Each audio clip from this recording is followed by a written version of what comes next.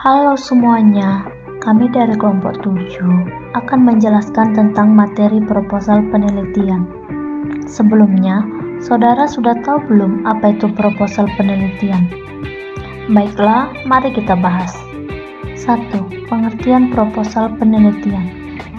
Proposal penelitian adalah dokumen tertulis yang merinci rencana kegiatan penelitian, mencakup aspek seperti tujuan, metode, dan latar belakang masalah yang akan diteliti. 2. Membangun konteks teks proposal penelitian. Membangun konteks teks proposal penelitian melibatkan beberapa langkah penting. Pertama, definisikan tujuan proposal sebagai rencana yang jelas, sistematis, dan objektif untuk mengeksplorasi masalah. Kedua, susun struktur proposal dengan elemen seperti judul, latar belakang, tujuan, dan metode. Ketiga, gunakan bahasa yang baku dan tepat untuk menyampaikan ide secara efektif. Keempat, analisis model teks untuk memastikan kesesuaian genre dan formulasi bahasa dalam setiap tahapan proposal. Selanjutnya, kita akan membahas menelusuri dan menganalisis teks proposal penelitian. Yang pertama ada menelusuri model teks proposal. Proposal penelitian umumnya mencakup beberapa unsur penting, yaitu yang pertama latar belakang, menjelaskan alasan penelitian dilakukan. Yang kedua, rumusan masalah dan tujuan, menyusun pertanyaan penelitian dan tujuan yang ingin dicapai. Yang ketiga, manfaat penelitian, menggambarkan pentingnya penelitian bagi pihak terkait. Yang keempat, tinjauan teoritis atau kajian teoritis, menguraikan teori utama. Yang kelima, kerangka pikir, menyusun kerangka acuan untuk penelitian. Yang keenam, asumsi atau hipotesis, menyatakan dugaan yang akan diuji. Setelah membahas tentang menelusuri model teks proposal, kita lanjut menganalisis setiap tahapan proposal.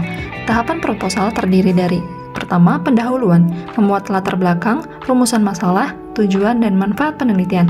Genre yang digunakan adalah eksposisi dan deskripsi untuk menyampaikan argumen dan kondisi nyata. Yang kedua, landasan teori dan tinjauan pustaka, menggunakan genre ulasan untuk membahas teori dan penelitian sebelumnya yang relevan. Yang ketiga, metodologi penelitian, menjelaskan metode, teknik pengumpulan data, dan analisis dengan genre deskripsi, laporan, dan prosedur. Keberhasilan proposal bergantung pada kejelasan dan struktur setiap tahapan ini. Setelah membahas menganalisis setiap tahapan proposal, kita lanjut menganalisis formulasi bahasa pada proposal, manfaat proposal, dan pihak yang diberi proposal. Yang pertama, analisis formulasi bahasa pada proposal.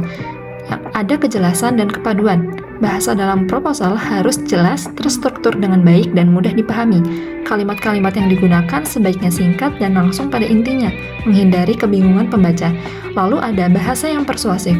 Karena proposal seringkali bertujuan untuk meyakinkan pembaca agar mendukung suatu ide atau proyek, bahasa yang digunakan harus dapat mempengaruhi dan meyakinkan pembaca tentang pentingnya ide atau proyek tersebut. Lalu ada formal dan tepat. Bahasa yang digunakan dalam proposal biasanya formal, sesuai dengan konteks dan tujuan proposal itu sendiri. Penggunaan kata yang tepat dan sesuai dengan konteks juga sangat penting untuk menjaga kredibilitas proposal. Setelah analisis formulasi bahasa pada proposal, yang kedua ada manfaat proposal. Proposal memiliki beberapa manfaat utama antara lain. Pertama, menyampaikan ide atau rencana. Proposal digunakan untuk menjelaskan ide atau rencana tertentu kepada pihak yang berwenang atau calon investor. Lalu yang kedua, meminta dukungan atau persetujuan. Proposal sering digunakan untuk meminta dana, izin, atau dukungan lainnya. Melalui proposal, pihak yang mengajukan dapat meyakinkan penerima proposal tentang pentingnya rencana yang diajukan. Lalu yang ketiga, dokumentasi. Proposal juga berfungsi sebagai dokumen tertulis yang dapat digunakan sebagai referensi di masa depan untuk memastikan bahwa semua pihak terlibat memahami tujuan dan tanggung jawab mereka. Setelah mengetahui tentang manfaat proposal, kita juga harus tahu pihak yang diberi proposal. Pihak yang diberi proposal tergantung pada tujuan dan konteks proposal tersebut. Beberapa pihak umum yang menerima proposal antara lain. Yang pertama, pihak pemerintah. Misalnya, pemerintah daerah atau pusat yang menerima proposal untuk program sosial atau pembangunan infrastruktur. Yang kedua, investor atau sponsor. Dalam konteks bisnis atau proyek, investor atau sponsor bisa menjadi pihak yang menerima proposal untuk memberikan pendanaan atau dukungan finansial. Yang ketiga ada lembaga pendidikan. Proposal lembaga pendidikan. Proposal penelitian seringkali diberikan kepada universitas atau lembaga pendidikan untuk mendapatkan dana riset atau izin melaksanakan kegiatan akademik. Yang keempat, perusahaan atau organisasi. Proposal bisnis atau proyek bisa diberikan kepada perusahaan atau organisasi untuk mendapatkan kerjasama, sumber daya, atau untuk memulai proyek bersama. Lalu yang terakhir, masyarakat atau komunitas tertentu. Dalam konteks proposal sosial atau kegiatan masyarakat, proposal bisa diberikan kepada kelompok masyarakat atau organisasi non-profit yang terlibat dalam kegiatan sosial. Selanjutnya yang keempat, membangun teks proposal penelitian. Membangun teks proposal penelitian melibatkan dua hal penting, yaitu merekonstruksi teks proposal yang sudah ada dan menyusun teks proposal yang baru. Nah, berikut adalah penjelasan dan langkah-langkah untuk kedua hal tersebut. A. Merekonstruksi teks proposal. Merekonstruksi teks proposal berarti memperbaiki atau mengubah teks proposal yang sudah ada agar lebih efektif dan terstruktur dengan baik. Di sini juga ada langkah-langkah yang dapat kita lakukan dalam merekonstruksi teks proposal.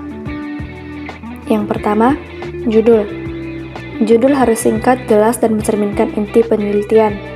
Latar belakang, menjelaskan konteks dan alasan pentingnya penelitian. Kemudian rumusan masalah. Rumusan masalah harus menyatakan masalah yang akan diteliti secara spesifik. Tujuan penelitian harus menyebutkan tujuan yang ingin dicapai. Metodologi penelitian harus menyajikan pendekatan, teknik, dan langkah-langkah yang digunakan dalam penelitian. Manfaat penelitian harus menyebutkan manfaat yang akan diperoleh dari hasil penelitian. Tinjauan pustaka, mengulas penelitian terdahulu yang relevan dengan topik yang diteliti. Jadwal penelitian, menyusun rencana waktu untuk setiap tahapan penelitian. Anggaran, jika perlu, jelaskan anggaran yang dibutuhkan untuk penelitian. Kemudian, perbaiki gaya bahasa dan penulisan. Pastikan menggunakan gaya bahasa yang formal, jelas, dan tidak ambigu. Pastikan konsistensi. Periksa kembali konsistensi antara judul, rumusan masalah, tujuan, dan metodologi. Semua bagian proposal harus saling mendukung dan relevan. Terakhir, revisi dan penyuntingan. Setelah melakukan perubahan atau melakukan rekonstruksi, lakukan revisi dan penyuntingan untuk memastikan teks proposal yang bebas dari kesalahan tata bahasa dan penulisan. B. Menyusun teks proposal yang baru. Jika Anda diminta untuk menyusun teks proposal yang baru, ada 10 langkah-langkah yang dapat membantu kita membuat proposal yang jelas, terstruktur, dan efektif. Yang pertama, tentukan topik penelitian. Pilihlah topik yang relevan dengan bidang studi atau yang ingin diteliti. 2. Tulis latar belakang. Nah, jelaskan alasan mengapa topik tersebut penting untuk diteliti. Ketiga, rumusan masalah. Tentukan masalah penelitian yang spesifik dan dapat diteliti. Keempat, tujuan penelitian. Nyatakan tujuan yang ingin dicapai dengan penelitian. Tujuan harus selaras dengan rumusan masalah dan dapat diukur hasilnya. Yang kelima, metodologi penelitian. Nah, jelaskan metode yang akan kita gunakan dalam penelitian, termasuk desain penelitian, yaitu kualitatif atau kuantitatif, teknik pengumpulan data, survei, wawancara, observasi, eksperimen, serta teknik analisis data. Keenam, tinjauan pustaka. Bertujuan untuk menunjukkan bahwa kita memahami teori dan penelitian yang telah kita lakukan sebelumnya. 7. Manfaat penelitian. Sebutkan manfaat yang diharapkan dari penelitian, baik untuk pengembangan ilmu pengetahuan, kebijakan, atau penerapan praktis. 8. Jadwal penelitian. Buat jadwal yang jelas tentang langkah-langkah penelitian dan waktu pelaksanaannya. 9. Anggaran. Jika diperlukan, buat estimasi anggaran yang dibutuhkan untuk melaksanakan penelitian, misalnya biaya alat, bahan, perjalanan, atau honorarium. Yang terakhir, yang ke-10, penulisan proposal. Setelah mengumpulkan semua informasi, susun proposal dengan memperhatikan urutan yang logis. Pastikan setiap bagian terkait dan tidak ada yang terlewat. Selanjutnya, C. Membuat tugas dan proyek tentang teks proposal. Tugas dan proyek tentang teks proposal dapat berupa kegiatan praktis yang melibatkan pembuatan atau evaluasi proposal penelitian. Berikut adalah beberapa ide, tugas, dan proyek terkait proposal. Pertama, tugas penyusunan proposal penelitian. Tugas ini dapat berupa penyusunan proposal penelitian berdasarkan topik yang telah ditentukan. Mahasiswa atau peserta dapat diminta untuk memilih topik penelitian, membuat rumusan masalah, tujuan penelitian, dan metodologi yang tepat. Tugas ini akan melatih kemampuan merancang proposal secara profesional.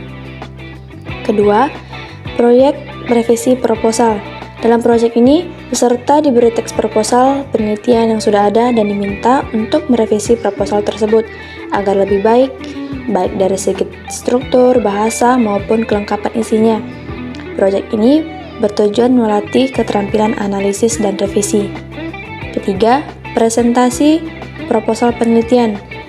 Peserta dapat diminta untuk mempresentasikan proposal penelitian yang telah disusun di depan kelas atau kelompok.